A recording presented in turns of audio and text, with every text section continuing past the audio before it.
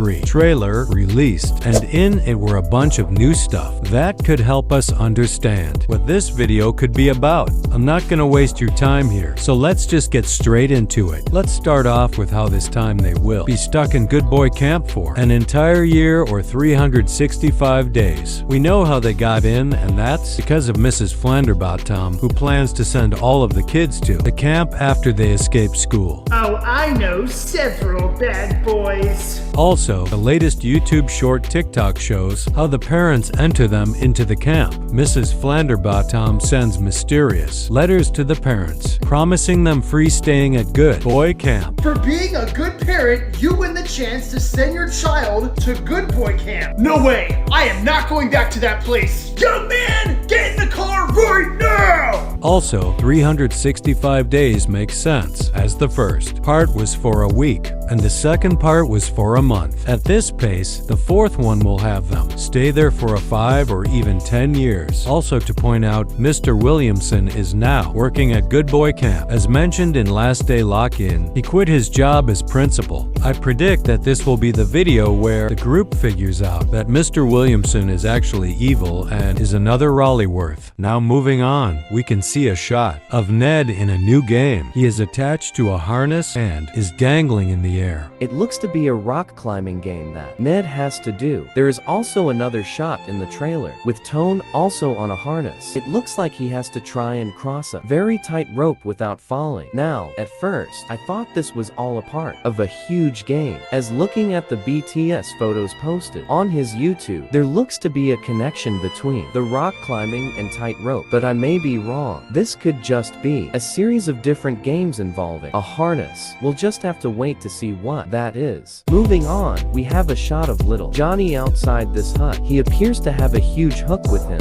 There is another shot with Trevor behind the same hut. We can see he drops a squirrel and runs away. I assume that in this game you have to use the hook to catch the squirrel. So that looks to be 2 possible games covered. Now there's one more. In this shot, we see someone throwing a football to Evan, who is on a boat. This game possibly involves you not dropping the ball into the river. So now, let's move on to the more interesting parts, like Billy eating vegetables.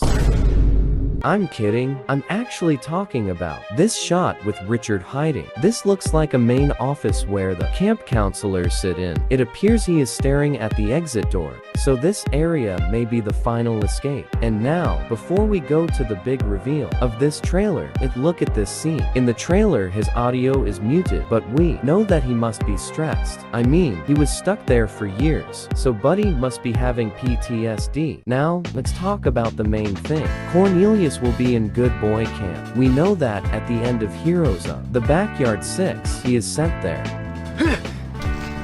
Well, we have a new camper, I see. Let's get to work. We can see that he seems to be blow darts to people, and there's a scene where Kevin gets hit by a dart and falls. So it looks like Cornelius is working with the camp counselors to knock down any people who behave badly. So that is it for my breakdown for Good Boy Camp 3. It's clear that this part will definitely be the best out of the series. I hope you enjoyed my first video since this video took long to edit. Anyways, goodbye.